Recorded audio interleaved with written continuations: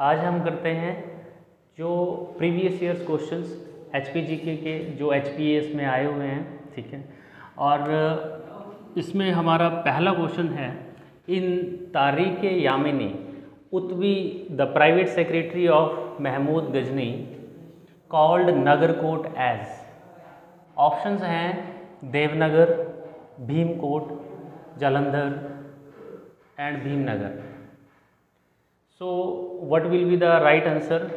अगर हम बात करें तारीख यामिनी, ये किताब थी, बुक लिखी गई थी उत्बी के द्वारा। एंड उत्बी जो थे वो कोर्ट हिस्टोरियन थे, स्कॉलर थे महमूद गजनी के, जैसे कि यहाँ पे लिखा गया है private secretary of Mahmud Ghazni. तो इन्होंने जो है वो नगरकोट को क्या नाम दिया था? वैसे नगरकोट जो है वो एक कांगड़ा को कहा जाता है, त्रिगर्त रियासत। तो नगरकोट का जो नाम था वो ना तो देवनगर था और भीमकोट और भीमनगर दोनों ही नाम जो है वो दिए गए थे नगरकोट को, मगर ये किसने दिए थे? अब यही क्वेश्चन पूछ रहे हैं कि तारीख यामिनी जो है वो उत्बी ने लिखी थी, उसमें कौन सा नाम लिखा था नगरकोट का? तो उसमें जो नाम है वो है भीमनगर। और भीमकोट भी नाम दिया गया था जो महमूद गजनी के साथ जब आए थे। तो भीमकोट जो है वो नाम दिया था, वो दिया था फिरदौसी ने, ठीक है। तो ये जो फिरदौसी थे ये कौन थे? ये भी महमूद गजनी के साथ आए थे।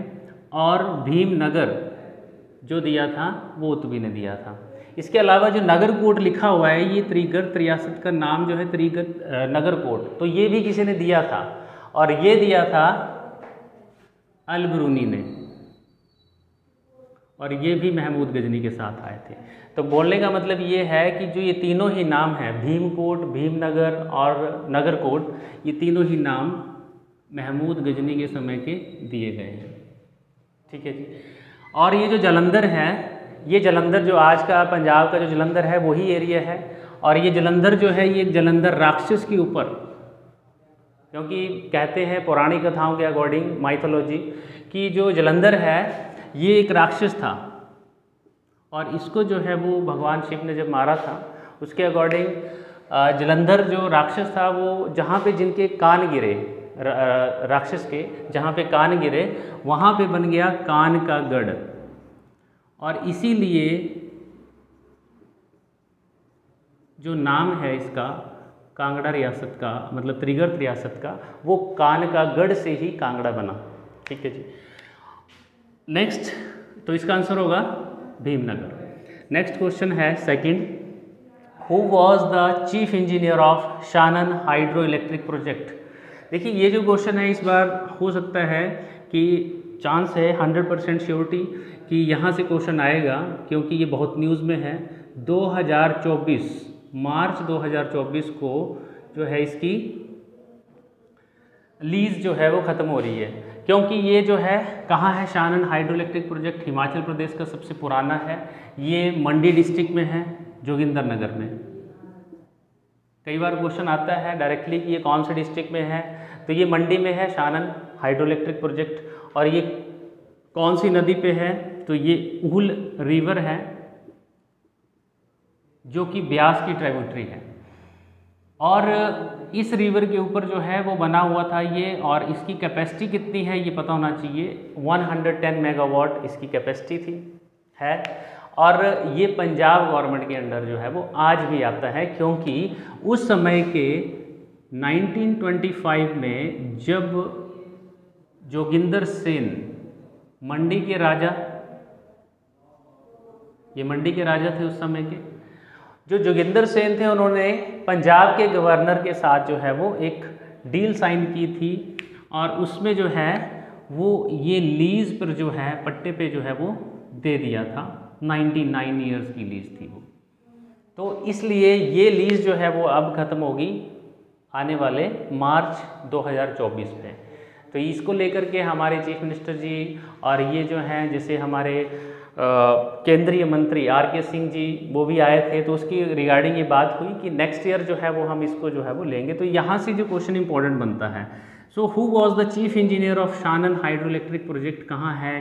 तो ये जो है वो मंडी जोगिंदरनगर में है, और इसके जो हैं वो चीफ इंजीनियर वो थे कर्नल BC बेट्टी। तो ये ब्रिटिशर्स के टाइम का बना हुआ था, BC बेट्टी ने इसको बनाया था, चीफ इंजीनियर थे।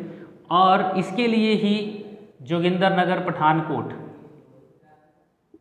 जोगिंदरनगर टू पठानकोट, ये Pathankot to Jogindernagar railway track बनाया गया था, because of the supply of availability of raw material.